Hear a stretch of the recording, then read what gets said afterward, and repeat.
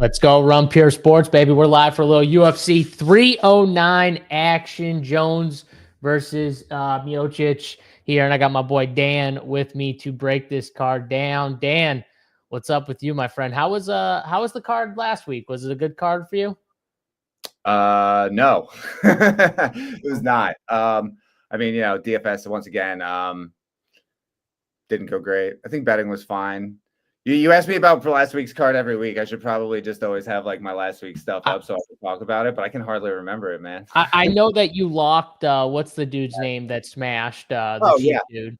You locked him. So I was wondering if Dan shipped anything because he did say to lock him and that was the right call. So Schlong did. He locked I believe he locked Prates and Dos Santos. So he was in on that chop. Friend of the show, Sully Broccoli also was in on that chop. So congrats to them.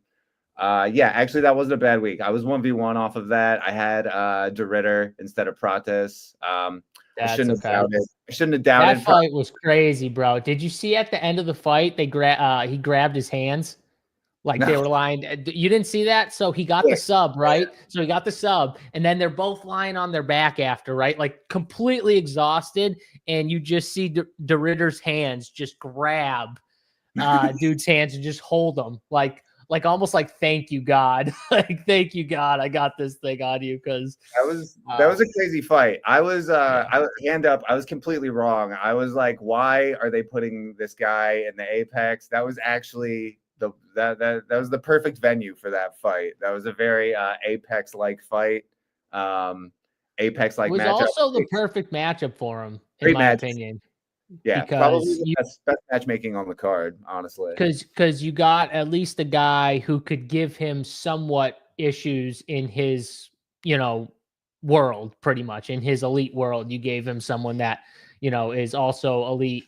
And yeah, you got to see a nice little, I mean, he was exhausted. Both guys were exhausted. It was almost just like, both were gassing, but he had just a little bit more in the tank to find that finish at the end. But that was a fun fight for sure. My girl, Melissa Mullins, got it done inside the distance. That was just full domination too. She was playing with her food. I feel like in the first round, she didn't even try to get her to the ground until later in the first round. And I was like, what's she doing? And then she realized that at the end of the first round, she's like, oh, once I take this girl down, she's got nothing for me. And then it was over right after that. She just Dan, have you ever seen that where a fighter holds one hand out like that? Do you remember that? How Melissa Mullins had one of her hands stretched out while she was hitting her with the other hand. I don't know if I've ever seen it like that. I've seen them get trapped. I don't know if I've ever seen it for that long.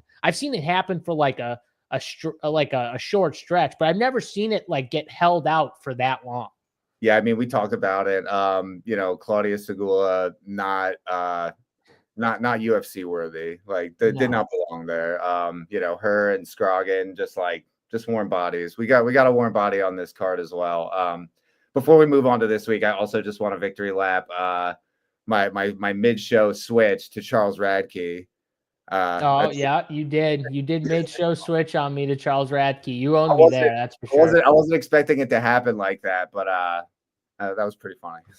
Yeah, that was a good call. That was a good switch there. I think that was a fight you were just back and forth on the whole weekend, and then you on the show were just like, you know what? I'm picking Charles Radke, and I was like, okay, of course, because we were agreeing too much on the show, so Dan had to disagree a little bit with me because we were agreeing too much.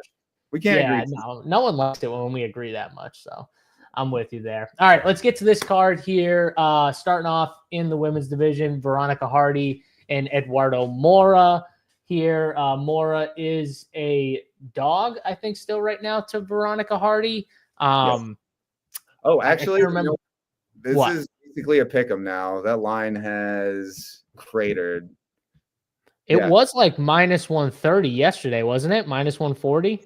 Yeah, she was Hardy last. I updated late last night after Tyson Paul, which I don't know if you want to touch on that at all, but oh, I forgot to even touch on that. By the way, that chick, forget about the Tyson Paul fight. That chick, Suriano or whatever her name is, she got absolutely robbed. Yeah, there we go. Peel Alley in the chat. She got absolutely robbed. I don't know. I don't understand how you can outstrike someone 107 strikes, Yeah. get a point taken from a fighter, and then lose 95, 94. How does that even make sense? Like, it just there's obviously a little something going on. MMA judges might be greater than boxing judges, which I can't believe I'm saying out loud. They made the MMA judges look downright competent. So, I mean, Dan, how many rounds do you think she actually won? Because I think watching that fight, I thought she won maybe 2. I gotta be perfectly honest. We talked before the show. I came from a show. I came in like about halfway through that fight. I was probably mildly concussed myself. The kids. I forgot about this. Dan was taking kids diving right at his fucking head at a show last night. So if you see Dan like just pivot off camera to the side and throw up in a bucket or something like that, it's because he's like mildly concussed right now and he's seeing 2 of me, even though I'm just sitting here as one. He's seeing me like he's seeing 2 of my head right now. I'm glad I woke up this morning, dude. I was falling asleep. I was like, fuck, man. I was like, I'm going to sleep with a concussion. This is not good, but I'm here. I'm alive. Yeah. So I couldn't tell you round by round. I was not watching that fight all that closely, but like I think 2, you could have gave her 2 or 3 rounds. I could not see giving her more than 2 or 3 rounds though. I mean, she got a point taken. It was just crazy. The chick did. I didn't like how the guy kept saying how she was calling the girl out for, the corner man for getting his fighter headbutted. But that cut was a nasty cut. That was a ridiculous cut. And you could tell like every time she was, I mean, their heads were both coming forward a little bit, but she was definitely bringing her head forward a little bit more. And there's no way she won that fight. Serrano's quarter after the fight was like, oh yeah, like Katie, she's like a beautiful person, but she's got an extremely big head. Yeah. She's got an extremely big head that she uses to cut my fighter and make it harder for her to fight, obviously. So whatever. That sucked. The Paul Tyson fight, I don't know if you want to touch on it because I don't really have all I have to say is if you bet Mike Tyson, you need to strip away everything that you know about betting. You should just like go do something like meditation, go in a sauna for like 30 minutes, like get some zen, recoup, right? Because you need some help, right? If you're betting Mike Tyson on that note, almost age 60. We have a bets package, RPS 15 promo code. There you go. That's right. We do have a bets package, RPS 15. There you go, Dan. Dan's getting into the promotional sales right now. I love that. We were on Paul. He was minus 200, I think, to start the day. He swelled to like nearly minus 300. I was touting Paul by decision. I got that at like plus 300. So I bet like the max that the book would allow. So that was a nice little payday. I was a little nervous, after the first couple rounds. What did they let you get on it, Dan? What was your max? I was only allowed to get like $300 down on that. Because I was gonna say I was only allowed to get like a few $100 down on it too. It was like I think mine was 300 too. I would have bet my whole balance on that. The only thing I was worried about, I was like, if Tyson has a medical episode. That was the only thing. Because do you remember they kept talking about his legs? They're like his legs don't look good, and I kept like looking at his legs. I'm like, oh my god, please don't like crumble. Like please don't crumble. The way I was looking at it though was like, and you saw it play out this way, and I was telling anyone who would listen is like I didn't think Paul was gonna go for the kill at any point. I think even the 14-ounce gloves notwithstanding, I think if Paul wanted to knock him out and finish him, he absolutely could have. Like he held back. He held back at times, and I think they even asked him that at the end, like later in the fight. Did you, kind of not go for the finish a little bit? And he said it. He was like, "Yeah, I didn't think he deserved the, I think he wanted to put on a show, and the best way to put on a show is, like that." you know, he still had respect for Mike Tyson for taking that type of fight and doing this. He gains no fans from knocking out Mike Tyson, you know, like he doesn't get any fans. He's not going to gain. Nobody's going to like give him credit. It's going to be like, great, you knocked out a 60-year-old man. And you know, he would get a lot of hate, you know. There's a lot of I think he'd get a lot of hate, honestly, if he just cold knocked out Mike Tyson. Yeah. He gained nothing from that. So, you know, he played it smart. Like, you know, I'm not the biggest Jake Paul fan, but you know, he is when it comes I don't like him at all. Yeah, I don't like him at all. He's savvy, you know, like he knows. I don't like him or his brother. But I will say the one thing about that family, they know what they're fucking doing when it comes to like trying to sell a fight, make money, and that's what they're doing. Do I think they're like that behind closed doors? No, I think it's a show. I think they're trying to. They might be, honestly, but I think they are trying to build the fight, right, Dan? Because at the end of the day, look at who we have. Michael Chandler on this card, right? Who did he want to fight and held off fighting for 2 years because he wanted to fight him? He wanted to fight Conor McGregor. Why did he want to fight Conor McGregor, Dan? Because Conor McGregor was one of the greatest MMA fighters that sold his fights. No matter what you want to say about Conor McGregor, if you think he's great, if you think he's not as good as what the UFC built him up to be, the one thing you can't say is he built up all of his fights to the maximum all the time. That's why. So that's why he's one of the biggest UFC, gets of all time. That's why Michael Chandler wanted to fight him and held out for so long. He wanted that big payday. That's what you got to do, though. You got to be able to sell the fights. And a lot of these fighters are really good, but they don't know how to sell fights. Like, imagine if some of these like super skilled fighters, like you notice it in MMA all the time, because like most of them can't sell their own fights, at all.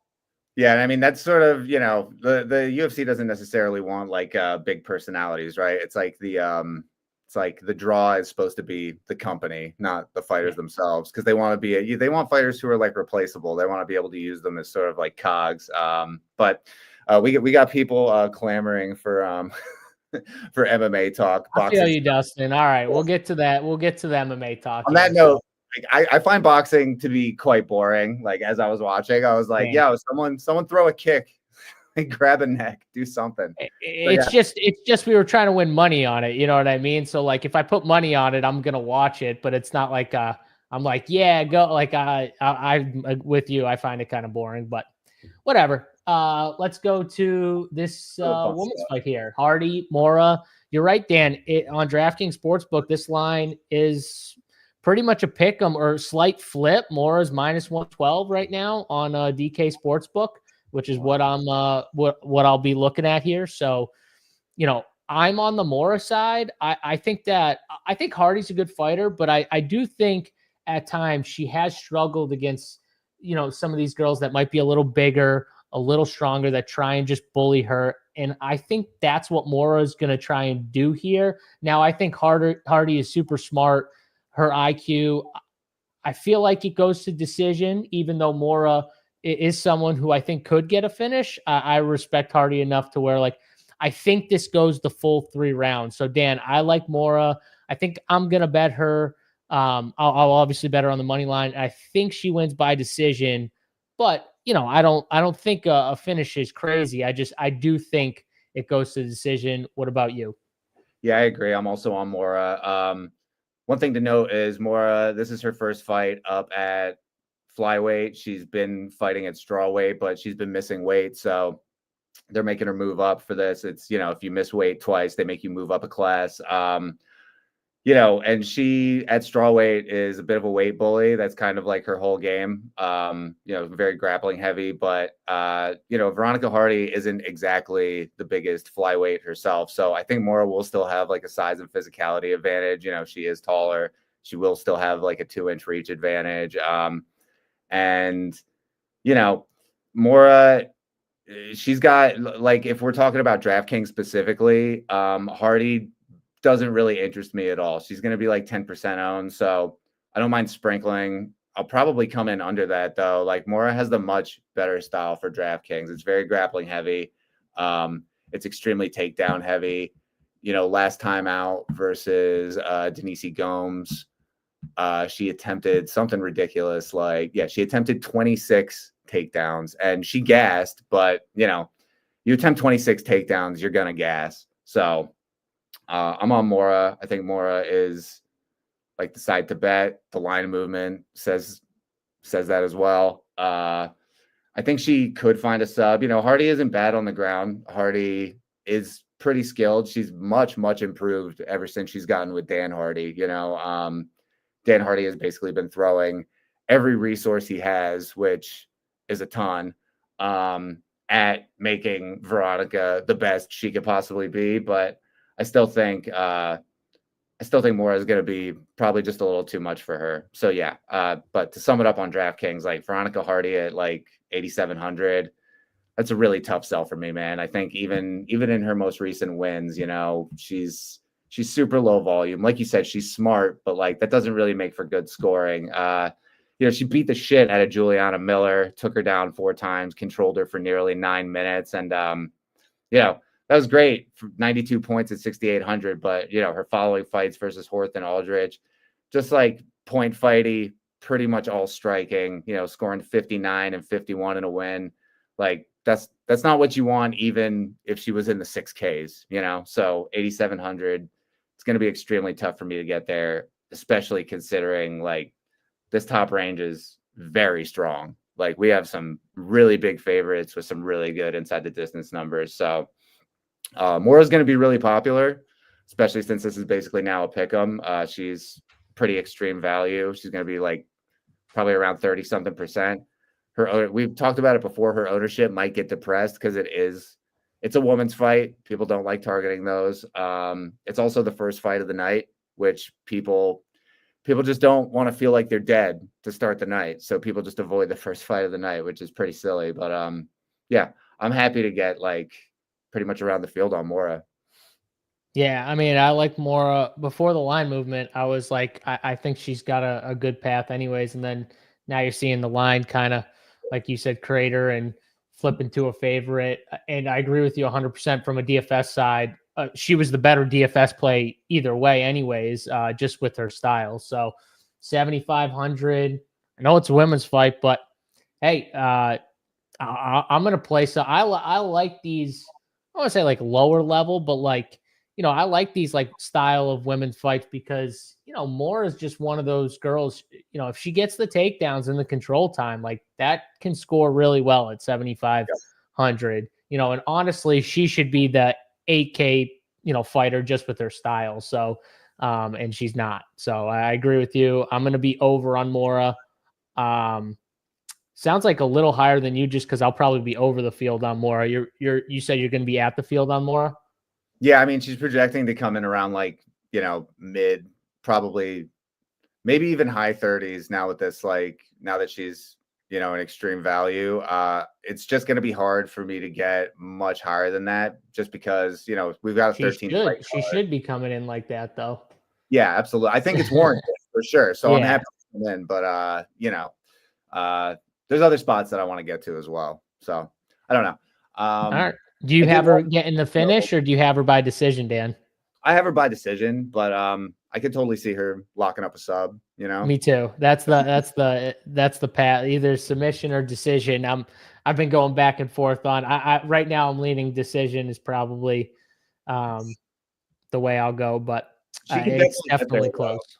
She can definitely get there even in a decision at that price with her style. Like I don't mind it at all. All right, let's go to the next fight here. Basel Hafez sitting a plus 240 dog to Oban Elliott, almost minus 300 favorite over on DraftKings Sportsbook here, Dan. And I'm pretty sure Oban heavy to win by decision. That's minus 150 right now on DraftKings. This is one of those fights where I think it is correct. I think Oban probably does win a decision. Should the line be should he be minus 300? I don't know. Basel Hafez he's a tough dude. My only issue is like when you watch the Mickey Gall fight, I'm like, Mickey Gall did some things to Basel Hafez that I'm like, okay, do I really want to trust someone like Basil here? So I don't know if this is a fight I'm going to personally bet, because I don't really want to do the minus 300 or minus 150 for decision, but I do feel like Oban wins a decision. So then the question becomes, how's he going to score in a decision? And we have, his 2 fights. One, he scored pretty well, over 100 fantasy points in decision. The other one, not so well, with 62 fantasy points in decision. So Dan, where are you at with this fight? Do you agree it's a decision fight? And what are you doing for DFS? Yeah, I agree it's a decision fight. I'm not super excited to target this fight for DFS. They're both projecting to be around 20% owned. I could definitely see myself coming in under that. John Gotti saying Basil by KO. Yeah, he's got some power. He's got power. He's got okay volume. The striking's not great. I don't really like either of these guys striking too much. I think you're gonna, these guys both like to wrestle, and, you got wrestler versus wrestler. I think to a certain extent, they're going to kind of neutralize each other, which is going to keep the scoring down, Elliott's price also at 8,800, like we mentioned it with Hardy. It's not quite as extreme, the lack of offense, but he's, what is he to get a finish? He's like plus 350 to win inside the distance, which is absolutely not what you want to target at that high of a price. Yeah, I mean, I'm not a big Oban Elliott fan. I was like pretty heavy on Parsons last time out, and that burned me pretty badly. His takedown defense seemed to be much improved. So, I think if this is going to be like a wrestler versus wrestler type deal, which I think it is, I'm not expecting, like we said, we're expecting it to go to decision. I'm not expecting super high scoring. Hafez, is he live to, knock Elliott out early? Yes. But if he doesn't knock him out early, then I think Elliott, is gonna, out wrestle him into the later rounds. He's not bad in top, but I don't think he's necessarily going to find a finish. So this is a fight that I am going to be, probably well under on. I don't love either. Yeah, it makes sense. I might just do like dog or pass, honestly, on this fight if I play anything. I don't really I'm with you. I don't really love Oban Elliott anyways. So even though I do think he probably wins the fight, he's not a fighter that I want to back, especially for DFS. So if you want to do some type of fun prop, like John saying in the chat, Basil by KO, I don't think that's like the craziest thing in the world, because he does have some power. But it probably ends in the decision here. And I'm with Dan, under on the fight in general. I'm not going to pay 8,800 for Oban Elliott. So that's a quick fight for us. Let's go to the next fight here. Mickey Gall, minus 148 favorite here against Brahimaj, plus 124 dog on this card here. Dan, like Mickey Gall, he's not the best fighter in the world. No. But I do think he deserves to be the favorite in this fight. It's because Mickey Gall's got grappling. That's kind of what he's Brahimaj has grappling. But you saw in that last fight with Brahimaj, like I thought he'd have more like off his back against Themba, and he really didn't. Like Themba just kind of controlled him and did what he want there. And Brahimaj didn't have anything for him. And Mickey Gall, that's his kind of his strength, right? Like Mickey Gall's chin might not be that good, but I don't worry about that as much against Brahimaj, because he's kind of sub or bust, in my opinion. Mm-hmm. If he's not getting the sub, I don't think he's winning this fight, because I think if he's not getting the sub, I think Mickey Gall just outdogs him. I think he out-toughs him. I think he outdogs him, and I think he wins probably a decision. Battle. Maybe he gets like a late finish if Brahimaj just tires out or something like that. But I think it's Mickey Gall here. I like him to win, and I like him on the money line. I think he gets it done. What about you? Yeah, I've got Mickey Gall. I've got him by decision as well. Yeah, that's the thing, is like Brahimaj, like the one thing he has, I guess, is, submission grappling, but it's not particularly good. His wrestling's not good. His control is not good. Like, I think even if he manages to get Mickey down to the mat, I think Mickey's His better than him. takedowns suck. Yeah. Mickey's Like, yeah. So even if, and the striking, he's averaging like, one like fewer than 2 strikes per 5 minutes. Like it's trash. Like he doesn't produce offense. And if he's not taking you down and subbing you, he's just completely lost. So, like we already touched on, hate his wrestling. Like even if he gets you down, the control's not good. I think Gull has him on the mat. It feels really weird to be confidently picking Mickey Gull to win a fight, but here we are. And, I think, he's been training, he's been improving. You saw that last time out against Hafez, who we also don't like, but I don't think anybody was really giving Gull a chance in that Hafez fight. And, he went the distance with him. He very clearly won that fight. So, yeah, I'm on Mickey Gull here. DFS. This is another fight that I don't love. This is another fight where both guys are coming in around 20. I'm probably going to be under on Brahimaj just because I really don't like anything about his game. I have a hard time seeing him win. Gull, on the other hand, 8,300 is a pretty reasonable price. So I like Gull more than I like Brahimaj, but even still, neither of these guys really produce enough offense for me to be too excited to play either of them. So, I think if you want to attack this fight, I think the way to go is Mickey Gull money line. But other than that, I'm going to be pretty light here. Yeah, I mean, if I play someone, it's Mickey Gull, just because maybe he gets Brahimaj on his back, and maybe he gets a bunch of control time, because we saw at some points you can keep him there because he wants to be on the ground, right, Dan? These guys, these jiu-jitsu guys, they want to be on the ground, and if they're not on top, they can't wrestle, then they're going to find other ways, almost like allow people to take them down at times or whatever, because they want to just be down there. So if he gets struck at all during this fight, expect it to go down to the ground. And who knows, maybe Mickey can rack up even a decision. Maybe he can rack up some control time and get a couple takedowns for us, and maybe that's good enough in a decision fight.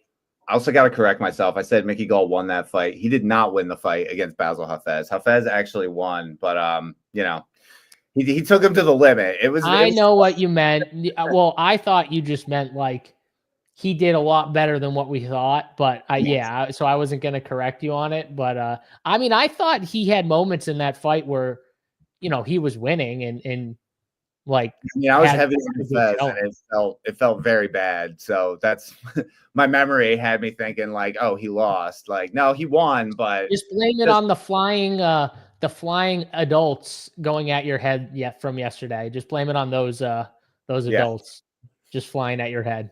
Mildly concussed. Right. So cut me some slack. Me and Dan both on the Mickey Gull side. Wow, I can't believe Mickey Gull a favorite in 2024, and we're on the side of Mickey Gull as a favorite in 2024. It's crazy. All right, next fight on the card, we got Marcin Tybura, a -125 favorite over at DraftKings Sportsbook versus Johannes Denise, Janates, whatever. I fucked that name up. Denise, +105 dog. Here, Dan, I feel like this fight is going one of two ways. It's either Denise getting the KO versus Tybura, who we've seen get knocked out, or Tybura getting him to the ground and possibly finding a submission if he gets him to the ground. Because I think if he gets him to the ground, I don't think Denise is going to have much for him on the ground. Even in the Spivak fight with Tybura, he had Spivak got him down. He got on top of Spivak, and then he started to try and posture up, and Spivak just jumped on that arm and got Denise isn't going to be any threat like that once he gets to the ground. So the question is just, can he get him up against the cage? If he can get him up against the cage and kind of get a hold of him, I think they find their way to the mat. If Denise can just stay at space and, almost pick him apart or wait for him to come in and find the shot, that's probably his path here. So I think it's just depending on how you view it. Do you see it as Denise, the striking wins out, or do you think the grappling of Tybura wins out. What do you see here, Dan? Yeah, so this is a fight I've gone back and forth on. I don't have a particularly strong lean because, like you said, it's a super binary matchup. You've got a grappler versus a striker. It's funny. It's like the heavyweight division is so bereft of talent that, like, you got Marcin Tybura is one of the better grapplers in the entire division. On the other side, you've got Denise, who, former Glory kickboxer. He's got, like, really good kickboxing pedigree, tons of power. And Tybura, his chin has been, like, very questionable. Like, he can be hurt and knocked out for sure. So I picked Denise ultimately just because that's the way the line is moving. But I could see either of these guys. Like, if it goes to the mat, Tybura is probably going to lock up a sub. But all fights start out on the feet. I think Denise is going to be able to find his chin early. This fight is competitively lined. So the pricing, you've got Tybura at 8,200. You've got Denise at 8K. I'm going to be very heavy on this fight. I think this is a priority fight. And I think the winner of this fight is going to end up being in the optimal. Me too. I feel like this fight, Dan, I think it ends in the first round one way or the other. So I just think whatever you like if you're on the Denise side, all right, you like the KO. I think for DFS, I'm with you too. It's a fight that I feel is going to be optimal because I think if Tybura gets him down, I think he finds a submission. I like the plus 300 for submission just because, that I feel like that line is pretty good for someone like Tybura. So if you like Tybura, I think I'm going to pick him and I'm going to lean that way. Just I do like the submission, but I'm with you. For DFS, you could honestly split it up here if you're not confident. And I mean the line saying like, hey, this is a very close fight, obviously, and there's two clear paths. So it's a good fight to target. Outside of Oliveira Chandler, because I'm always heavy on the 5-round fights. This is probably my favorite fight on the entire. This is my favorite. What fight. Do you have the ownerships of these guys at? They're both around 30%. So that makes sense. You got to pay for ownership, but also on these larger cards, the ownership is pretty spread out. It's pretty flat. So you're not going to have too much. You're not going to have too much trouble getting these guys in the lineups and being, having low dupes. Thank God, Binair. I was worried. Now we can officially start the fight card here. So 8,200, 8K, Dan. It's just one of those pricing fights too, where it's it's going to fit a lot of builds. I feel like that pricing. Something we haven't touched on yet. We're back to the old gloves. Thank God. Oh, I forgot to touch on this. Yes, we are back. Dan, what do you think is the actual reason? Because Dana went up there and he's like, yeah, I just told the guys, I said, we're going back to the old gloves. The new gloves are now the old gloves. We're going back to the old gloves. So do you think it was Dana watching and then being like, these fucking new gloves suck, we're going back to the old gloves? Or do you think John Jones went to Dana White and said, dude, these gloves suck, they're uncomfortable, I want to wear the old gloves? And Dana looked at him and was like, all right, John, you got it. Old gloves it is.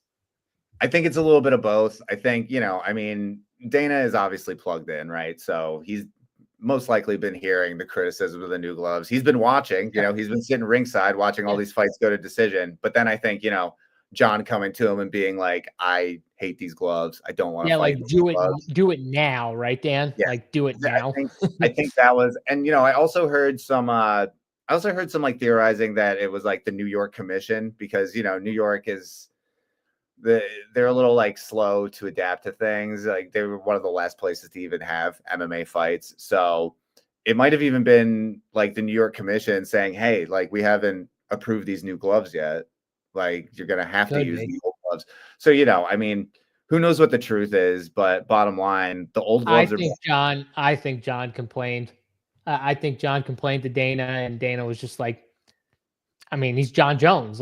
He's going to listen to John Jones when he says when he says something like that, he's just going to. So I didn't think they were going to go back because, the UFC brass, they're not really the type of guys that strike me as doing anything that would kind of constitute them admitting that they were wrong. you know?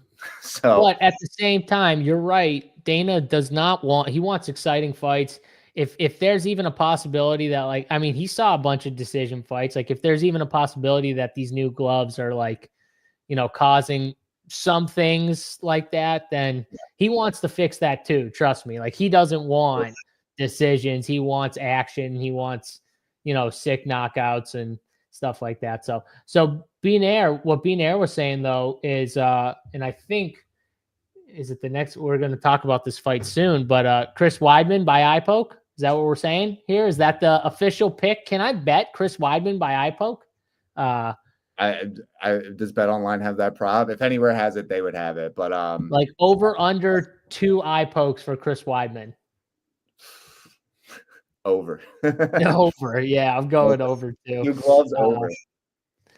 No, so was anyone else? Did your Netflix spin? Because mine didn't spin. It stopped for like a second, and then I like went out of Netflix and went back in like 10 seconds later, and it worked a couple times. My shit was looking like extremist. But I found if you just if I was behind by like 30 seconds, then it worked fine. But if you were trying to be like, I think I was behind like 30 seconds, so it just worked fine after that. But yeah, not the best show on Netflix. No, streaming a live event. No, terrible. It was bad. All right, let's go to the next fight here. One of my favorite fighters, David Onama versus Roberto Romero. David Onama, just one of those guys, Dan. I mean, we've been getting him as kind of like a slight dog recently in a few of his fights, which I've loved. Now he's a minus 1350 favorite on DraftKings. This is crazy high, and I think David Onama is super skilled, like really, really skilled. I think he's skilled no matter where the fight goes. He showed that he has ground game. He can stand. He's got some power. The grappling's there. Like he's the total package, Dan, in my opinion. Is he the perfect fighter though? No, but like I think he's pretty solid everywhere, in my opinion. But minus 1350 is just crazy for David Onama. You know what I mean? Like we're not talking like an Islam Makhachev here or so, like someone like at that level of skill. But David Onama is a good fighter, and the line is just crazy here. What are you doing with this fight? Yeah, I mean the pick is obviously David Onama. It's not super bettable. I guess you could bet like David Onama KO at minus 110. Seems like pretty reasonable because this guy Roberto Romero, he's not quite as bad as Scroggin from last week, but it's basically the same situation. It's like they needed somebody, his paperwork is up to date. He's in the area, he's around, but like this is a guy that like I don't even know if you'd see him on Contender Series or, if you see him on Contender Series, he's like a massive dog that just gets wrecked, So it's Onama. The pricing here is pretty fucking tough to fit. Onama is 9,700. You've got John Jones right behind, right below him. You've got Ruffy below him. You've got Nickel just above him. Like this top range is fairly hard to get to, and I think you need to prioritize. And I don't know if you can necessarily prioritize Onama. He is going to be one of the lower owned options up there with Ruffy. And I do like him more than Ruffy as a DFS. I was just going to say, I like him more than Ruffy. Yeah. I mean, he produces way more offense. His opponent is much worse. He's got a way better chance of finishing. Like we'll get to the Ruffy fight, but Ruffy's at least fighting someone who, no matter what you can say, he's pretty durable in my opinion. Durable. Like he seems durable. Yeah, and like the guys that this Roberto guy, he doesn't even have like a particularly impressive record. He's losing to regional bums. He's like scraping out decisions in Combate Global. It's not. He's not UFC caliber. This is like pretty similar to the Dos Santos fight. I think it's going to be Onama. It's going to be Onama early. So I don't mind getting to him. I'm going to get to him as much as I possibly can. I just don't know how much I'm going to be able to get to him. Like, I think I like Bo Nickel more than I like him. I obviously like Jones more than I like him. Oliveira is probably my favorite play on the entire slate. So, Onama, he's explosive, he's powerful, he's way more skilled. I think he gets an early finish. It's just how often are you able to get to him in your portfolio with all these other options in this stacked 9K range? Yeah. So we don't talk about the other site, but I will, just because you asked nicely. I will answer this. I do think he's very viable on the other site. I think he's very viable in the MVP because I don't think people are going to play him in the MVP over some of these other guys ahead of him. And I think at 21 over there, I think he's very in play. I think on that site you want some of these just like studs at the top. So you might have to sacrifice, but there's value down there that we've already touched on a little bit. You got Mora at 12. You got Denise at 13. If you think he wins, like he's winning by knockout probably if you think he wins. So that's going to score well. So yeah, I think David Onama is a good, really good play and in a good pivot at the top where I think like Dan, he's one of the guys that's kind of out of all the top tier guys. Dan, do you agree he's probably one of the lowest of the top tier?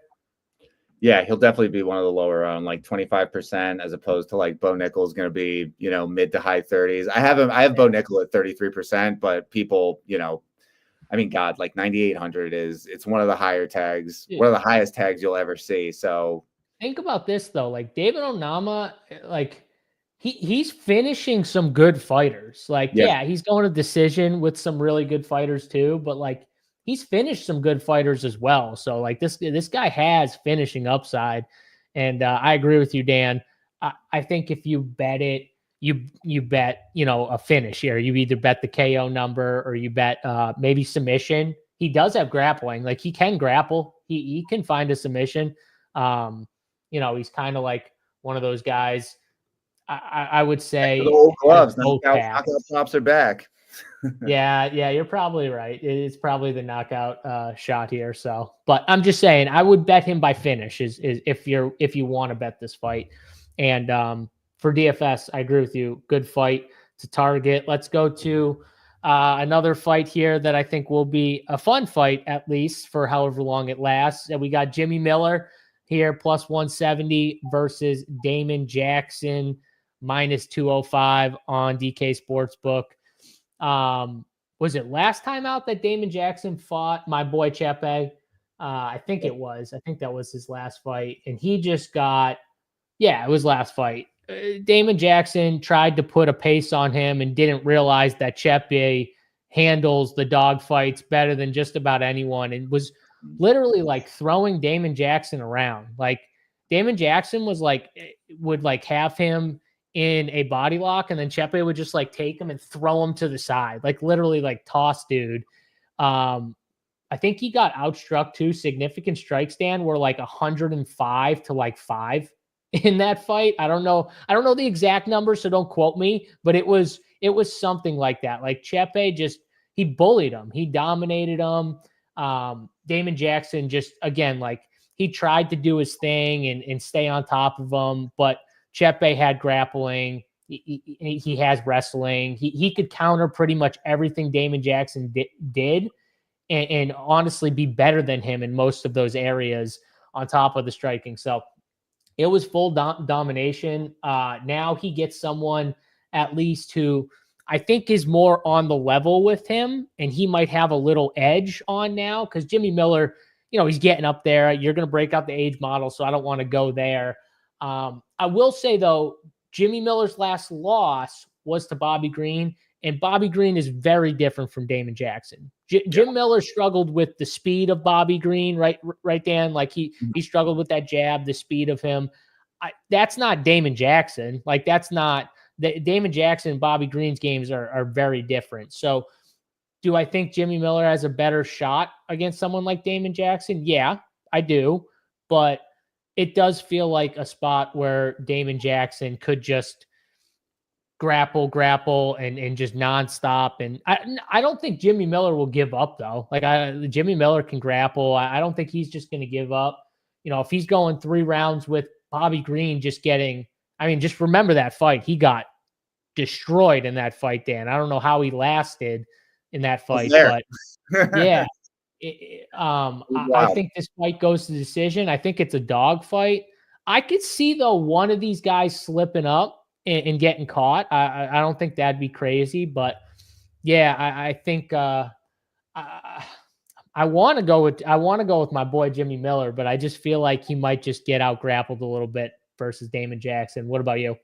Yeah, we all love Jim Miller, but you know, he's getting up there. I think he is slowing down. He did hurt Bobby Green in that last fight. He did have him hurt early, but dude, he's got power. Yeah, like he still has power.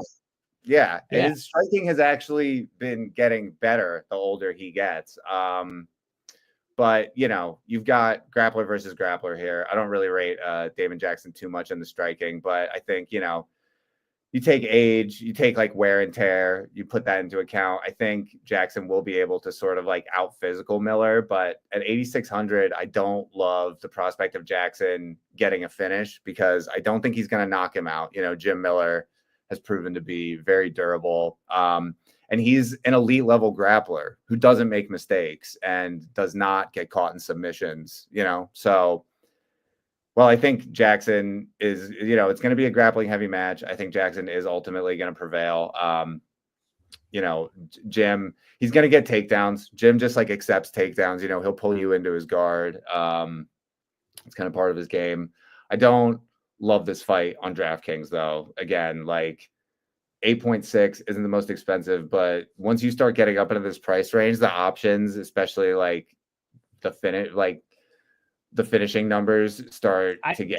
I think Jimmy Miller has a better chance of finishing Damon Jackson than Damon Jackson does of Jimmy Miller. It's much more likely Damon Jackson, you know, makes a mistake and Miller is able to capitalize off of that. So, you know, in that sense, I guess I probably like Jim Miller a little bit more as a DFS play, but I just think that I think Jackson is ultimately going to win. This is a fight.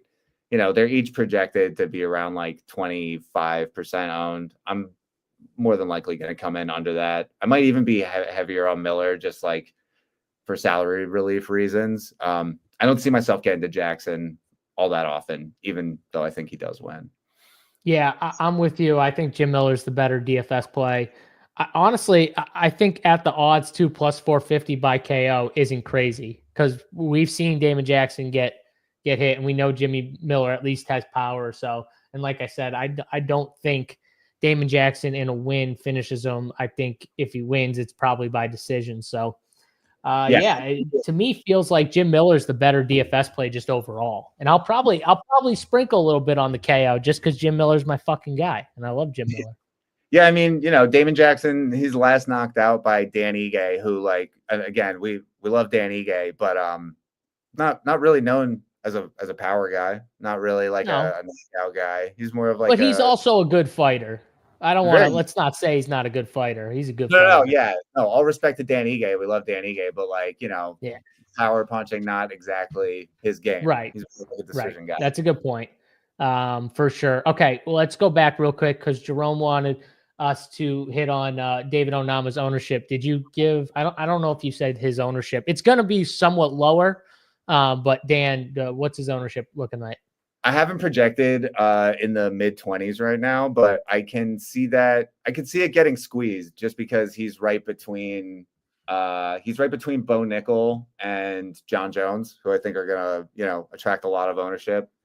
So I can see him coming in lower than that, but right now I've got him at like 24. Yeah, I think it all depends on Ruffy and what is he. Do we think he's ahead of Onama? Do we think he's behind Onama in ownership? You know, if they're even close, Dan, then maybe they both are lower than what we project them at. I have them projected around the same, but you know, I mean, just looking at, just give me 1 second. Yeah, like the money line on both of these guys is insane. Right. Finishing prop, Onama, Onama is like minus 255 inside the distance. Ruffy is minus 200. So I think Onama probably comes in a little higher. It's tough though, because, I've gotten some pushback. People love Ruffy, man. Like the fighting nerds are obviously like very popular, ascending gym right now. People love backing them. Dude, he's a good fighter. Ruffy. He's a good fighter. Yeah. I don't dislike him, but he just like sort of doesn't really produce enough offense for me. I mean, we'll get there. Oh no, I agree. I think you can fade him in DFS, but I'm just saying, like he's like one of those guys. He's a fun fighter. Like he's fun. So even though he doesn't produce as much offense, he's still kind of, when he's in there, he's different. He's got an interesting style about him that I think is fun. But this was another question here. Is there a chalk build for cash games? So Justin Sports was asking. Well, first off, in cash games, you're always going to see the main event is stacked, right, Dan? For the most part, like most of the best cash builds. So, for instance, they're going to start off with John Jones and MIOCIC in the same lineup. MIOCIC in the same lineup. And then from there, Dan, is there anyone else you see as just an obvious plug and play for cash? Yeah, I don't really play cash, but let me just let's lock the 4 main event guys real quick and see what it gives me. Because that's sometimes what they'll do too, is just lock all 4 guys from the main event. Yeah. I personally think it's a bad strategy doing all 4 because you're just accepting 2 losses, but it is something they will do. Yeah, I mean, in cash, 50-50s, head-to-heads.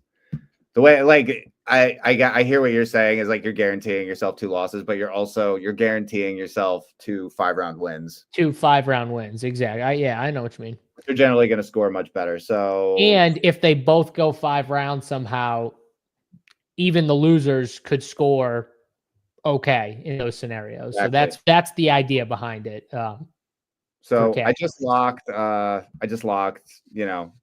locked both. I locked all 4 of the 5-round fighters, ran an optimal. With my rankings, whatever, I've got Bo Nickel and Jim Miller. Leave one out. Leave one out, Dan. Leave one out? Who leave one out. You got to leave one out per the rules. Not our rules. DK rules. So. Gotcha. Okay, so the spend down then in the cash build would be Jim Miller, and then use the rest whoever you finish with. But yeah. So that's a cash build right there. Pretty much the 4 main event guys, 1 cheapie, and then your favorite kind of spend up guy. That's a classic cash build right there for anyone who's new to MMA cash games. And we do have a cash core up, or it will be up soon on the website. So if you are a member at Run Pure Sports, you will see on the core plays page, there's a cash core. I think our guy Third and Schlong does the cash core for MMA. And, so he'll give you the top 3 cash plays for DraftKings. Forget Jim Miller in the cash build. It's Mora. Mora is Mora. I was gonna say I was surprised it wouldn't be Mora at the. No, I did the first one using my rankings, and then I just did. Okay. I did the next one using just straight projection. So yeah, it's Mora is the cheapie. So Andy says, are you using Geomeme for this card? Don't you always? Yes. Always, yeah. Always. And again, this I wouldn't say this is MMA. Everyone's got a chance. You know what I mean? So Romero has no shot at all. Just curious. All these guys have a chance. We're just saying he's one of those guys that we feel like probably has a very, very, very slim chance, especially at the odds. And you're going to see that with a few of these guys on this fight. But you got to take some stands. Yeah, if you want to sprinkle Romero as a bet, if at plus 700, it's you could argue, and I know JBC argues this constantly. At a certain price, it's you take a shot because you put 2 people, you strip 2 people down to their underwear, you lock them in a cage and make them fucking fist fight. Stupid shit happens. So Some people call it banana peel pricing. It's like, you know, David Onama could throw a kick and break his fucking leg. And wasn't then wasn't Yontop a huge favorite against Chris Padilla, and then Chris Padilla went in and subbed him and choked him out, yeah, and choked him out. So like, that was you a know, disaster. we have seen, yeah, that was a disaster. We've seen some of these big favorites go in there and just lose. And I think JBC's point is more like, in general, if you're at a certain point, just saying like, that's priced out, I got to just bet if you're just betting these, at the end of the day, you don't have to win as many if you're just always doing that, right, Dan? So it's easier to be up at the end of the day if you're just betting those guys, as opposed to like the DFS side. Like in DFS, I'm not going to play any Romero. You can, but I'm personally not. But it's probably a better bet if you wanted to, you know, give him a shot at something. If you're allowed to bet, obviously in your state, you know, obviously DK Sportsbook, hashtag DK partner. If you are, make sure you download the app, get in, check out DraftKings. But let's go to the next fight on the card here, because we spent enough time.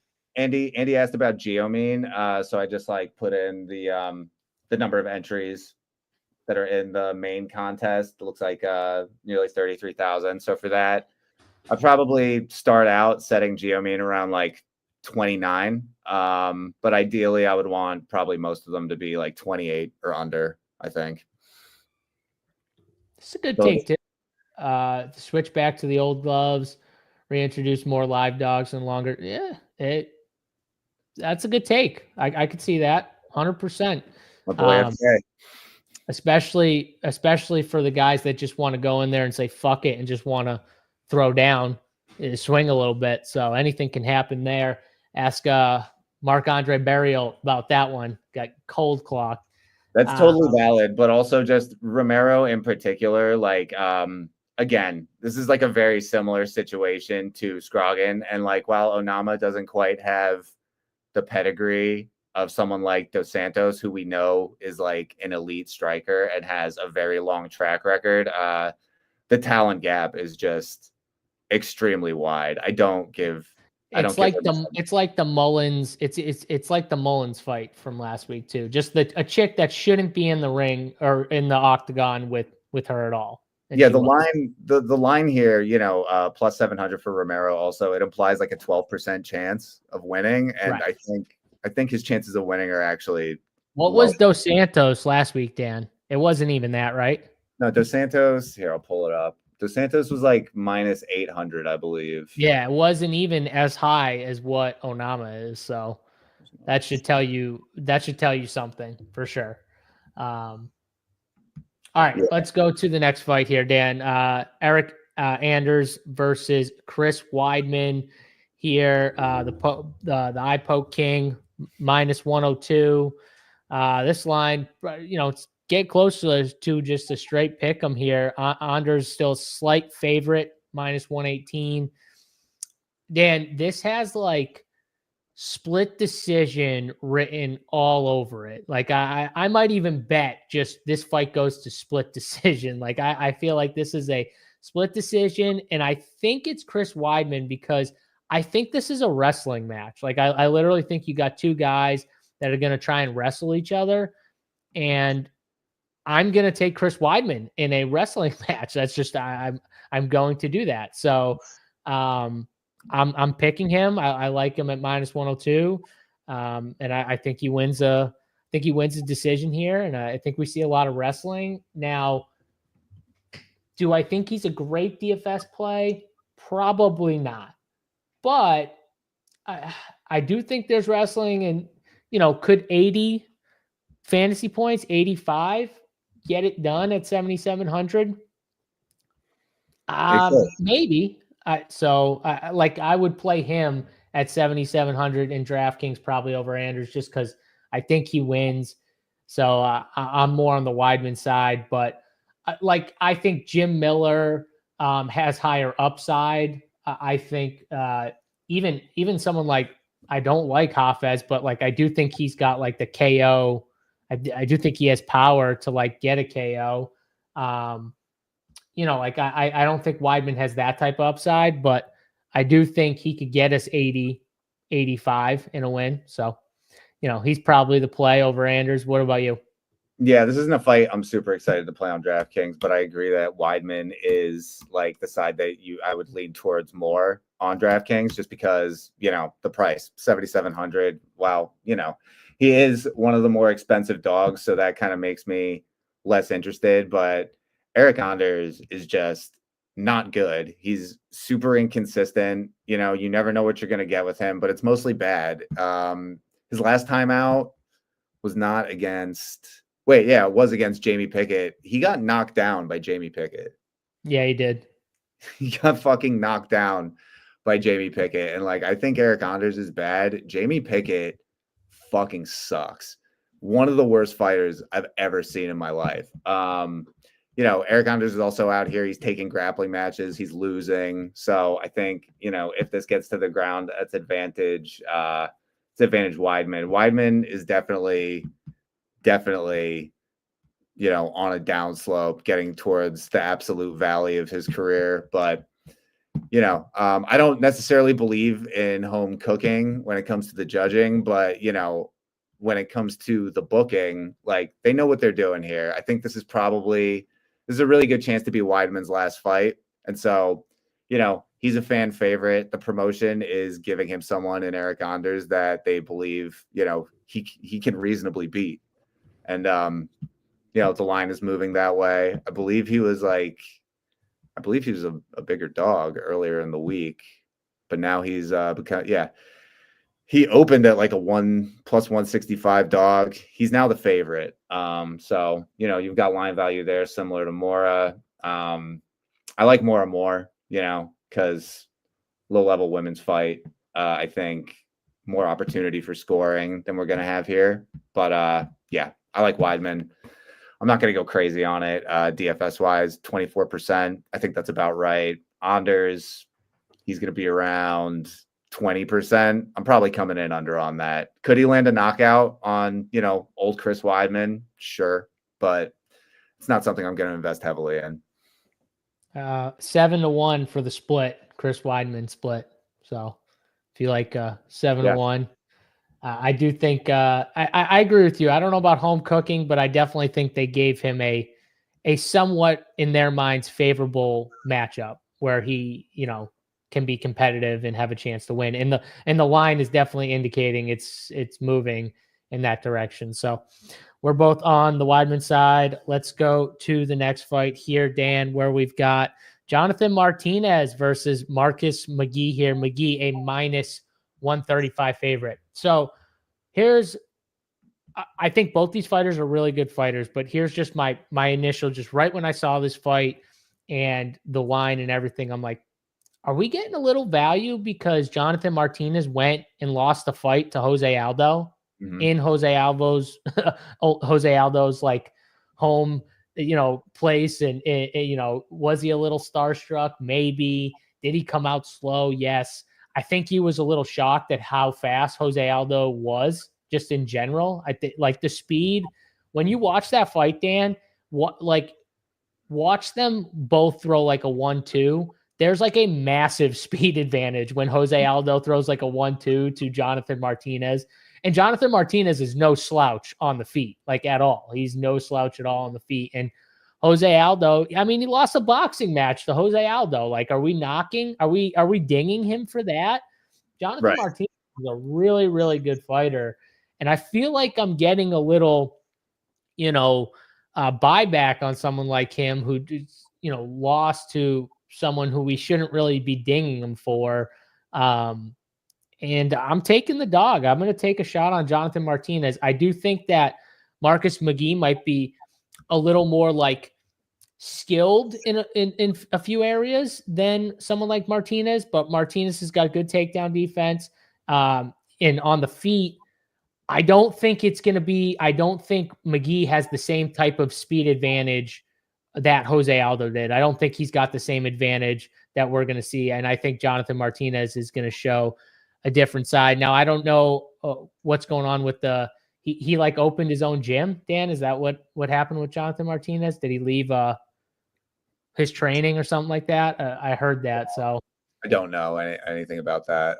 Yeah, I heard something like that. So I could be totally off, but yeah, I mean, Tapology has it listed as his gym being different breed MMA. Never heard of it. He's at the top. I think he opened his own spot, but could be wrong. All right. I think that's probably likely because, if you look at the roster of fighters at this gym, it's like him and then a bunch of guys. Like if you ever go on Tapology, if they don't have a picture for a guy, it's like Chuck Norris, like double clutching. And it's literally like it's Jonathan Martinez, and then it's like 12 guys with the Chuck Norris picture. So I think it's pretty likely that that's his gym. Nothing wrong with a little Chuck Norris picture. Like a little Chuck Norris picture. All right. So do you agree with me on the dog, or are you on the favorite here? I do. I mean, I agree with you that Martinez is the pick. He's the bet. The line has been moving that way. But from a DFS perspective, I don't love Martinez just because he doesn't really predict. Like, this is going to be a pure striking battle. Neither of these guys really looks to wrestle or grapple all that much. And I think when it comes to like power and finishing upside, I think that lies with McGee. So while I think Martinez probably does win, it's implied, it's pretty split. Like it's implied, I think he wins more than half the time. So I'm going to be picking Martinez. I'm going to be betting Martinez, but I don't really think the upside is necessarily there for DFS. Like unless he's finishing McGee with one of those leg kicks, which I believe he has the most like leg kick finishes in UFC history, which is pretty fucking wild to be finishing people with leg kicks. Unless he's doing that, which is totally on the table because McGee isn't really the best at defending leg kicks. He doesn't really check them. I think McGee definitely is like the proper side on DraftKings, and I don't see him finishing McGee unless it's with leg kicks. Yeah. And again, like 7,800, like he's priced like a dog, but he is like about the most expensive dog, and I have a really hard time seeing him finding the optimal in a decision, especially, which is how I think this plays out. His inside the distance number is like he's plus 400 to win inside the distance. Not great. On the flip side, you got McGee, who's 165 inside the distance at 8,400. I like that much more. So, I think Martinez ultimately edges out a decision, but I'm going to be playing more McGee regardless. Matty Ice likes the 8-1 split. I don't mind that either. I could see a split decision here. I do think that Jonathan Martinez is going to come out a little more with a little more volume and a little more like pace than he did in his last fight. So yeah, I mean, he's going to force that. He's a brawler. He comes out very aggressive. So like Martinez probably isn't actually. He did not do that against Jose Aldo. No, at all. Like it was just a complete. So I don't know what was up with that fight. I think he just got a little, maybe shell shocked, just at how quick Jose Aldo was. And I mean, he was biting at everything Jose Aldo was like giving him, like literally just biting at everything in the beginning. So I think you could argue the lights are a little bright, it's like you're facing off against the legend on his home turf. The fucking, the crowd's going crazy. It's like, it might've been a little too much for him, but this is, I like Marcus McGee. It probably sounds like I don't like, I like him, but this is a pretty major step down in competition from Jose Aldo. And it's a huge step up for him.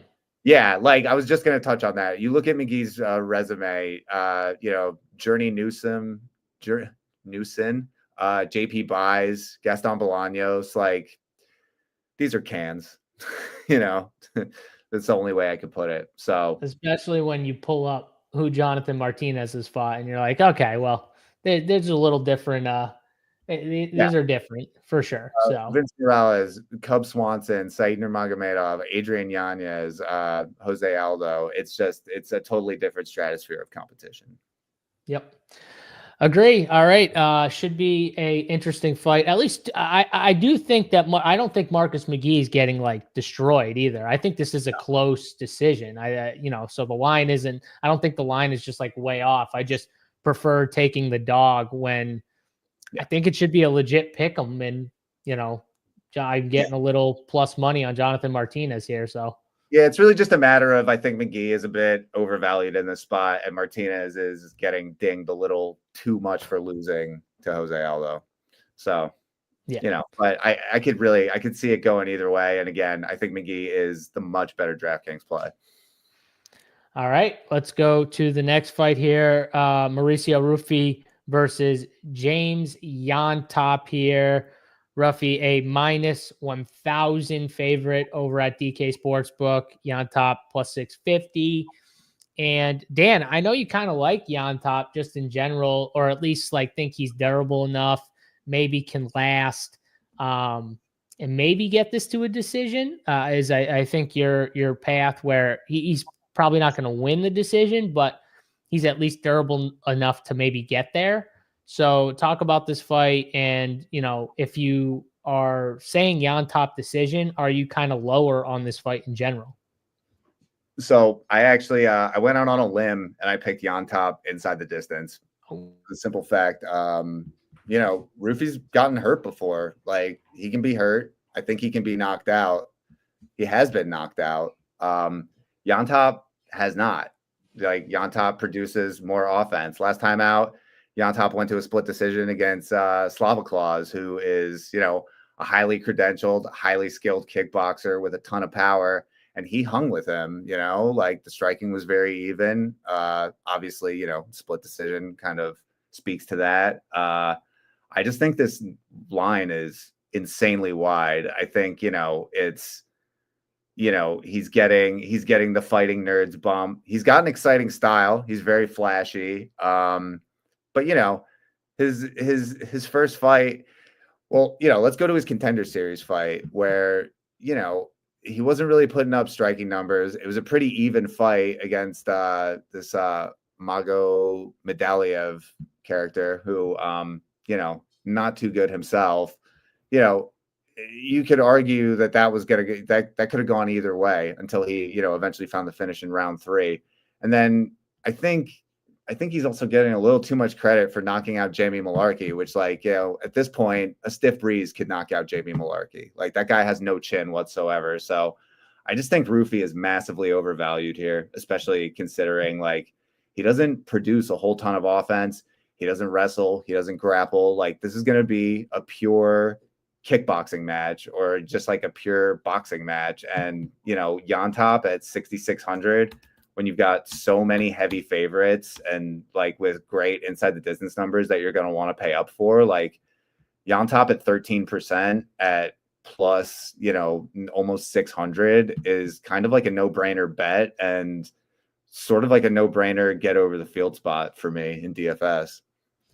Yeah, I think he's much better 6K play than Romero, which we touched on earlier, talking about him. Mm-hmm. And I agree with you. Maybe the line's a little bit wide for a fight that's going to mainly play out on the feet. And Yontop does have some skills on the feet. He also started really slow against Slava. So I don't know what was going on there. He started very, very slow. So, yeah, I mean, really if he comes out like that against Ruffy, Dan, he might get finished early. But absolutely. That's fully on the table. I just think this pricing is completely out of touch with reality here. Yes. So I think if you're playing Ruffy, I think you need an early finish to pay. I don't think we're not going to see high wrestling volume from him or anything like that. So you either need an early finish or you somehow need him to get a few knockdowns or something like that. You're going to need the quick win bonus, most likely. It's going to have to be a hospital 130 situation. And Yontop, he's very durable. He's never been knocked out. This might, that's really all there is to it. These Peruvian guys too, he lives and trains at extremely high altitude. So, he can fight a full hard 15. Ruffy. That's why I don't like Ruffy, because I think Yontop's at least, I agree right here with FK Cooler. I think he's at least proven that he can take a beating and tough it out and, give a little bit. Not just take a whooping, but give a little bit. So I don't think it's just straight destruction. But I think It's for very- DFS, that's bad for Ruffy if he can't get him out of there early. So yeah, I'm gonna go with that. He'll probably be the guy. He'll probably be like the 9K guy. I'm just completely gonna fade for DFS just because I kind of like Onama more than him. And then I think that, you know, John Jones, and we'll get to the Bo Nickel fight in a second and we'll talk about him. But yeah, I just think there are guys ahead of him. My process for like betting and DFS is like, you know, it's very, you know, I don't fade market moves, you know, I very much like stick to that and use that as a guide. So, you know, it's very rare that I look at a number and I say, this seems extremely fucking wrong. But this is one of those spots where I just cannot get on board. And actually, I just refreshed the odds, and, you know, Ruffy has swelled to where is he? A minus 1075 favorite. That is just insane to me. Yeah, I can't get on board with that. We got Jan Top now at plus 670. I'm betting that all day. All right, let's roll on to the next fight here. Both seems like we're lower on that fight for DFS just in general. So yeah, I mean, I like Jan Top. I like Jan Top. Yeah, a little Jan Top, but I mean, Ruffy, you're lower on. You got to be like pretty low on at that point. Yeah, he's you know, again, he's projected at 25%. I'm gonna have a really hard time getting there. Yeah, I'm probably gonna be under on that for sure. All right, let's go to Viviana Araujo versus Karine Silva. Karine Silva almost minus 300 favorite. Araujo at plus 240 underdog here. Dan, I think this fight is an interesting fight from the standpoint that you got Araujo, who's fought some of the better, you know, fighters in that division. She's coming off of a really, you know, it was a tough loss in a way where she just kind of got whooped for 2 rounds. The first round she won, but it was a lot of like control against the cage and clinching and grappling and, you know, trying to take her down. And she kind of gassed, like wasting, or it seemed like she gassed, wasting all her energy in round 1. And then she tried to keep pressuring Natalia Silva, but there was just too much movement. Silva was way too fast.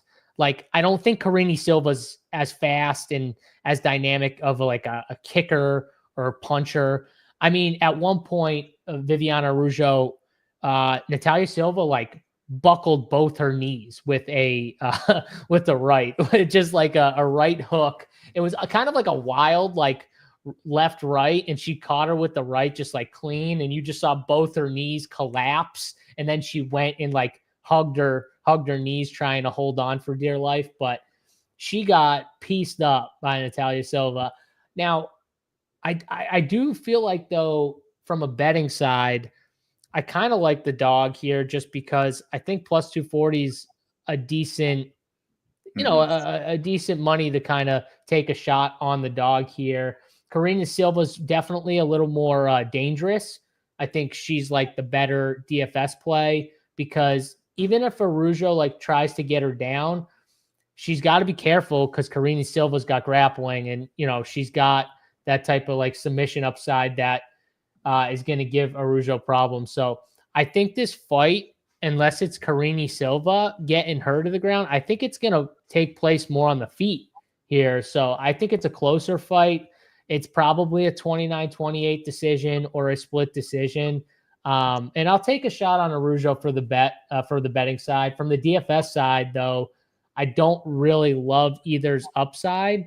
Again, since I'm betting the dog, I might have a little bit of the dog, but I like other dogs that I think have higher like upsides in a finish. So that's kind of my take here. Not the best DFS fight, but I'm going to lean the dog for a bet. What about you? Yeah, so I'm definitely not laying like minus 300 on Karine Silva. Like, that's just too much. She's just another, you know, she's been winning by submission, but like, it's not like she's dominating and then like from top position, like getting these submissions, you know, she's throwing up arm bars. She's like getting these guillotine chokes. Like they're like, you know, I'm not going to say fluky, but you kind of get what I'm saying. They're not like, it's not, she's just kind of like throwing these up or snatching an arm or whatever. Like in some of these instances, like she's losing. It's one of those things where it's like she's almost losing until she's not, like her Contender Series fight, right? You know, she goes to decision last time out against Ariana Lipsky, who, you know, we just watched Jasmine Jasudavicius like absolutely pummel the shit out of her. Don't you dare knock my girl Jasmine.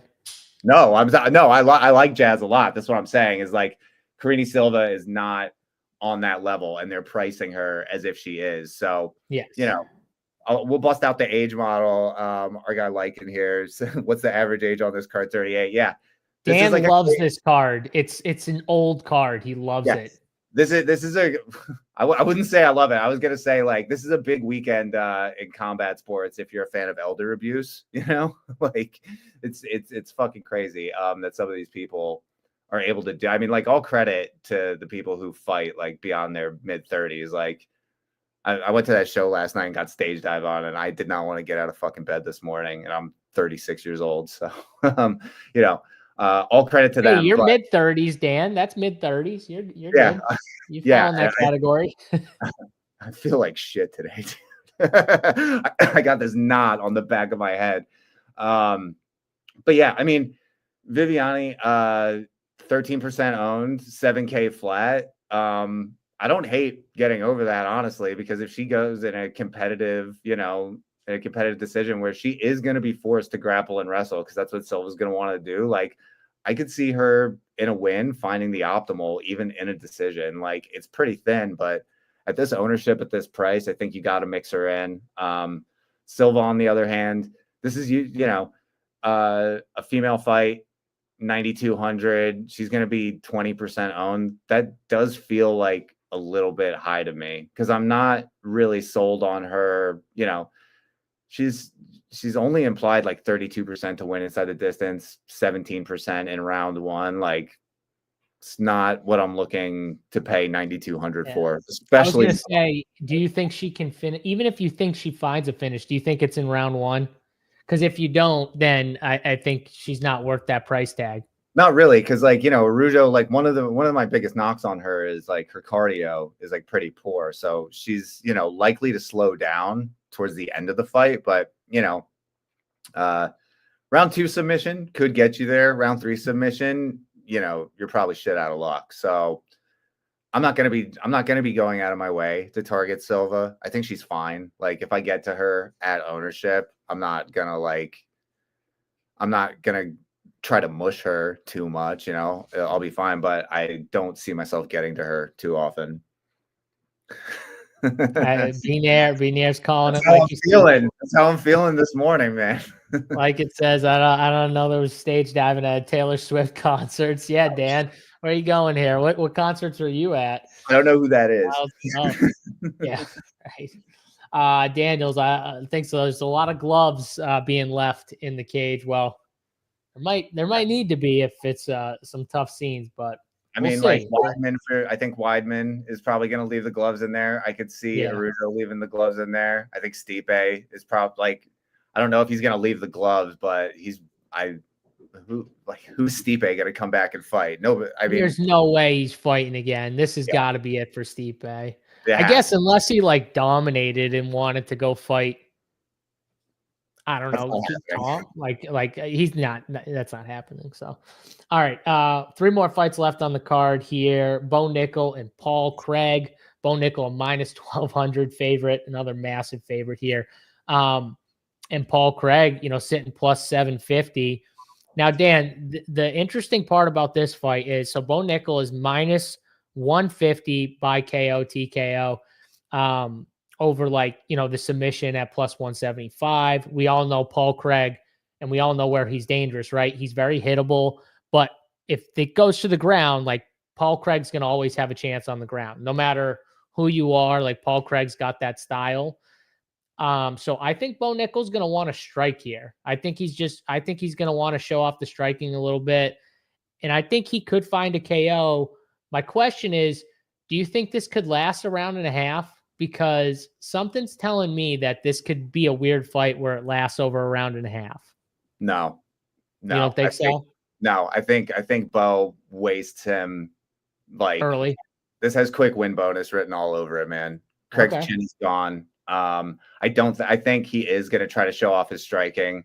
I don't think he's going to take Paul Craig down, but honestly, like I think Nickel, he's got to get. I'm kind of hoping he does.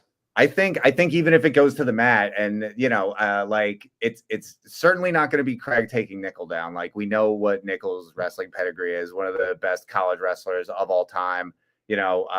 Missed out on the Olympics because his pod or his group or whatever was like extremely tough. Like he got beaten by the guy who went on to win the gold.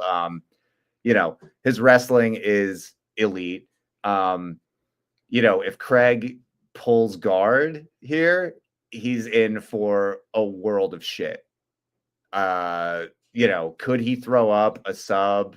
Again, you lock two guys in a cage and put them in a fist fight, anything could happen, sure. But like look at this age gap too. Like Bo Nickel 28, Paul Craig 36. This has quick win bonus written all over it. 9,800 is extremely steep price to pay, and I think he might be slightly overowned just because the field loves playing wrestlers.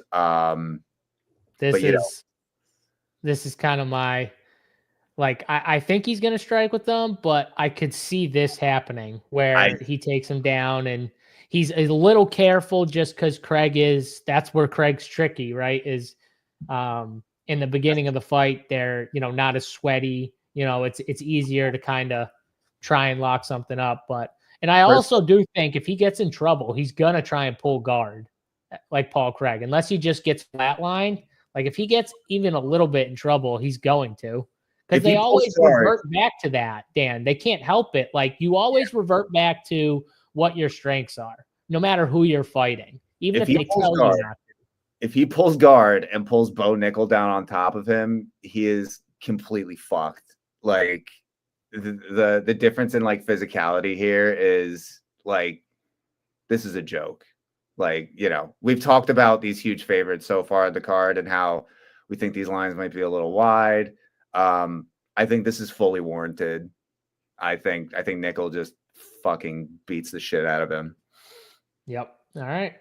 Daniel, I kind of like this, Daniel. He's saying that if any fight going over the 1.5, I feel like it could be the main, to be honest.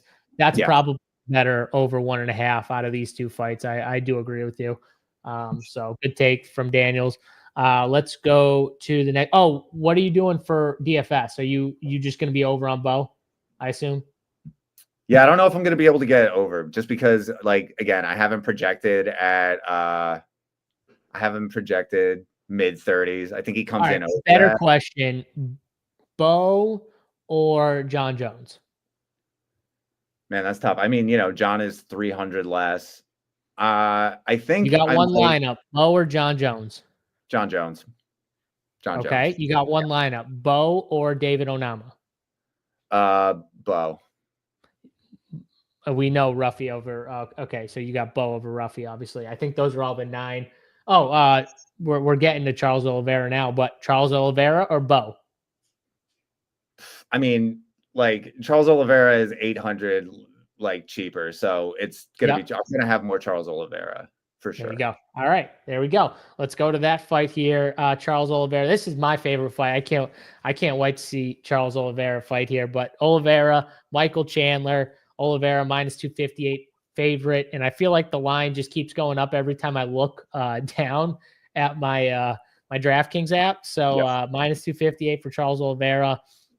I think he comes out. I think he finds a finish. Could be early too. I really like Charles Oliveira.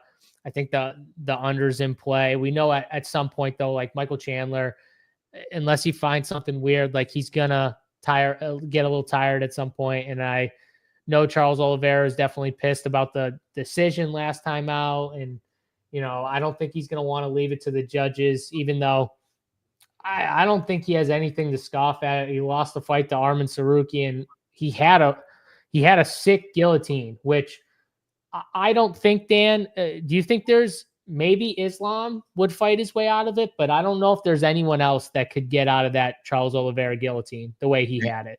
we had we bet Armin heavy that fight, which was, you know, it was personally painful because I'm a big Oliveira fan, but you know, we had Armin, and that was we were clenched. I'll say that much. Like, that was very I had Armin too, like everywhere, and I was like fucking holding on to dear life watching that thing. I was like, oh my God, don't freak out. Well, and Oliveira was like very highly owned. He was probably the highest owned dog on that card. So I was very much under on him, and that was pretty scary. Yeah, I'm not a Chandler fan. I don't like his fighting. I mean, you know, he gets in exciting fights, but you know, he's dumb as bricks in and out of the cage, in my opinion. He just does not fight smart. You know, he goes out there trying to entertain, which, like, you know, I guess credit for that, but you know, his best chance here, he's got like a high level wrestling background, and he's got power. Is the wrestling a good path for him against Charles Oliveira? No, because once this fight hits the mat, it's advantage Charles by an extremely wide margin. His best chance, I think Chandler has like a round and a half to try to knock Charles's head off, which in the first fight, he had Charles hurt, and Charles still came back and won. So, you know, Oliveira has proven, especially recently, that he is able to like fight through adversity. So, you know, I don't love Chandler's best path. I just think Charles is worlds better. And I think he can, you know, he can win by sub, he can win by knockout, you know, multiple paths that I think are pretty likely. So, he's going to be the most owned fighter on the card outside of John Jones, and for good reason. I think, you know, I'm going to be locking the main events, but I'm going to be very, very heavy on Oliveira. Yeah, I smell a club and sub right here. Charles Oliveira, club and sub. I'm with you. I'm going to have a good amount of Charles Oliveira. I really like him inside the distance. Sucks that his submission prop is plus 130. I mean, you know, that's whatever. Inside the distance, he's minus 200. But I do think he does find a finish. So whether you like him by KO or TKO, both are fine to me, but heavier on the Oliveira side for DFS. We are aligned there. Let's go to the final fight on the card, the main event. John Jones, Stipe Miocic here. John Jones, a minus 625 favorite here in this fight. And on DraftKings Sportsbook too, guys, they do have a nice little profit boost for this this main event. So you get like a 33% profit boost. So if you're betting over at DK Sportsbook, you can check out just for the main event, give you a little profit boost, 33% profit boost for the main event. So that's a little fun one right there if you want to get a little more action on that main event. But Jones, Miocic, Dan, I do think John Jones win this fight. I think this fight goes over, though. I think people are forgetting, you know, even though Miocic hasn't been in the ring for how many, like 4 years, how long has it been? 3-4 years now, something like that. Since 2021. He's still fucking one of the best one of the best heavyweight. Like, he is one of those guys where it's like, I feel like people just forget, you know what I mean? And John Jones hasn't been in the ring a ton recently, obviously fought Gone, you know, a year ago or something like that, year and a half, whatever it was. And, you know, he won or whatever, but I just feel like the line is crazy. So I think I might just bet the over in this fight. And I don't think Stipe wins, but I could see Stipe giving him a little bit of a better fight than Gone for sure. Like, you know, like Stipe is not Gone. And Stipe's got wrestling too. Like, I don't think he's going to get rolled like Gone did. I could even see a decision, like this fight going to just a full decision here. That would not shock me at all. So I do think John Jones wins. John Jones, he'll find a way to win this fight. I just don't think it's going to be a steamroll like I think a lot of people do. So that's where I'm a little different maybe than the field. But Are you on the side of Jon Jones, and are you on the side that he just runs through Stipe? I think he does. You know, I mean, there is a lot of risk here just because, you know, Jon Jones, for all his like good qualities inside the cage, he's never really been like a prolific finisher, you know, like he's an elite defensive fighter. He's great at, you know, winning minutes and rounds, but he hasn't, again, like he hasn't been like a prolific finisher. I just think in this particular matchup, like Stipe is so washed, man. Like there's kind of a lot of like comparison to be made between this and the fight last night, in that, like, you know, Jake Paul was never going to, he's never going to book a match that he thinks he actually has a chance of losing.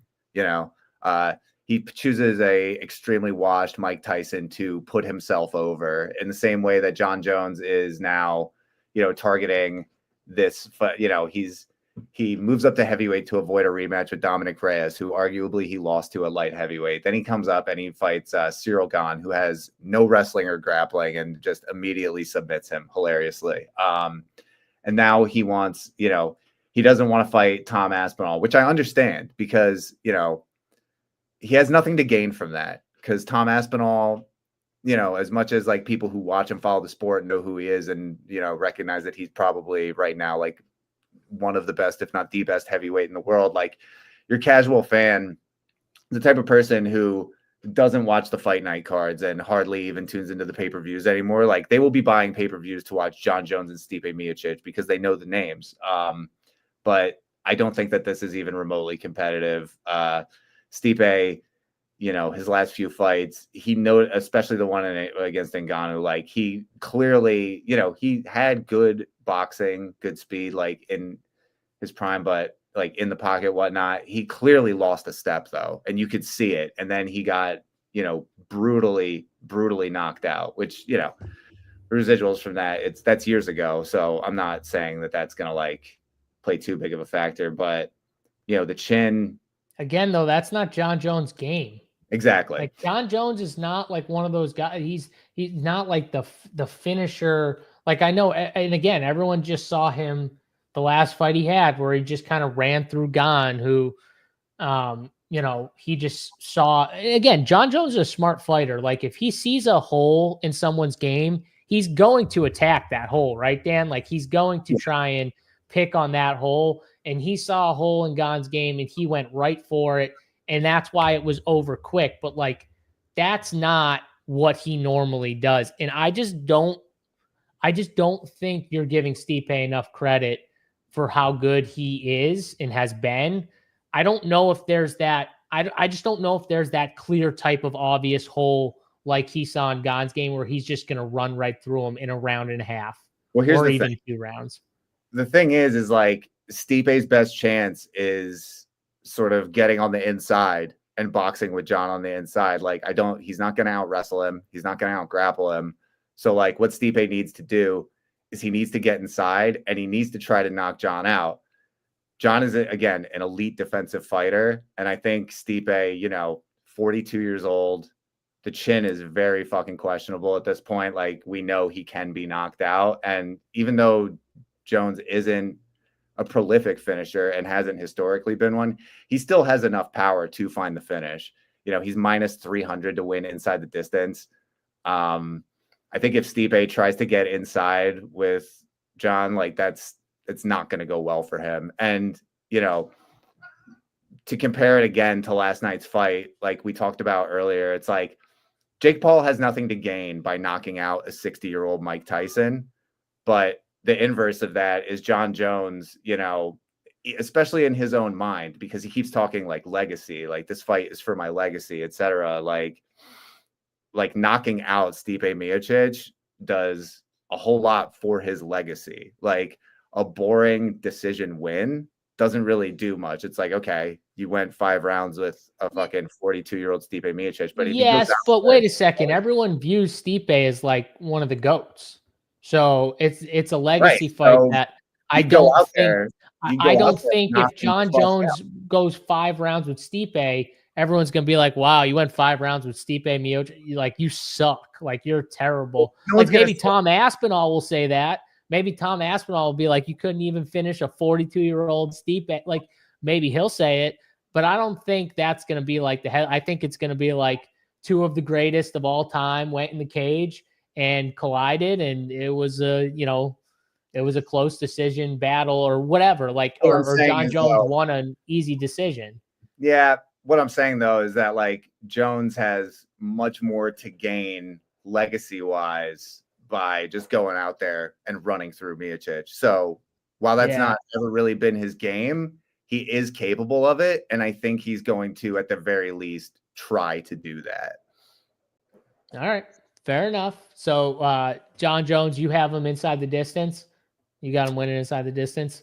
Yeah, and as far as DFS goes, like I'm very seriously considering full fading Stipe and just locking John Jones. And if it's a boring decision, it's still a 5-round fight. So even if it is, like you would assume that there's some wrestling, that there's some grappling. 25 minutes, he could still make value without a finish. That's much thinner, obviously, but I think he finds an early finish for sure. All right. We have a Stipe fan in the chat. Yeah, he likes Stipe. He's gonna be heavy on the Stipe side. So I mean, listen, what is he, plus 400? I mean, yeah, I bet worse fighters at big odds like that. So you're not gonna have to sell me too hard on trying to bet Steve, especially when I don't think it's gonna be him getting just railroaded like Dan, where he just gets run through. But Dan does, and if I felt that same way that Dan did, I'd be with him. I'd fade Stipe, and I'd just jam John Jones, because if you think he runs through Stipe, you should just play him on all your teams. I think John wanted this fight and has been so bent on making this fight happen because he believes in his mind that he is going to run through Stipe, and that's what he's going to try to do. John Jones is going to pick fights that he thinks he has a clear path for sure. Yeah, so I agree with you there. You can say what you will about him. He's not stupid. Like, he knows what he's doing. No, but he's a smart fighter, Dan. And you can see it in all of his. He fights smart. So just because you think he picked the fight because he knows he can win, that doesn't mean he necessarily knows he can run right through. That just means that he knows, like, he has paths, where he can win this fight. I don't think it necessarily means he can run right through him, but we'll see. I could be wrong. I do think he wins, but like, how does Stipe win this fight? Is just like he's not knocking Jones out. He needs to get in the pocket and box with him.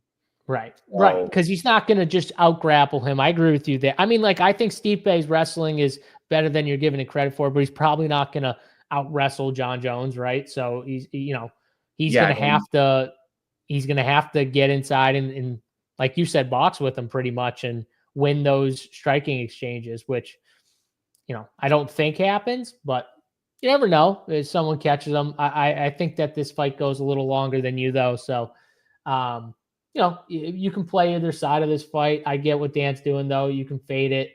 Like the dog, if you don't like the dog at all and you think John Jones just runs away with it, you should just slam John Jones.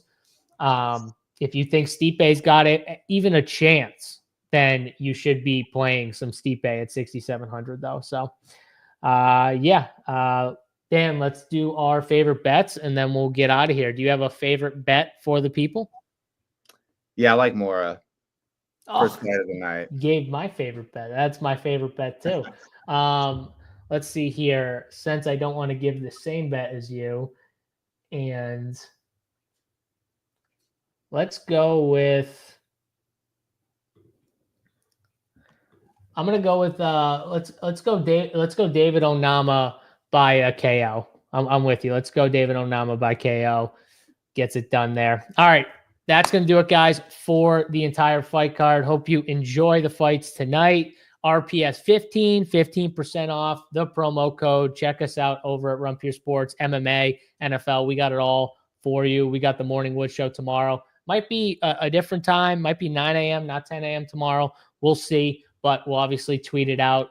Make sure you're following us, obviously, and sign up. RPS15. Use that code. Get 15% off. Hit the like button on the video as well, as it's a free show. We appreciate that thumbs up, and subscribe to the channel if you're not subscribed. With that, for Dan, I'm JSU. Hopefully, we'll catch you guys in the Run Pure Sports Discord. Till then.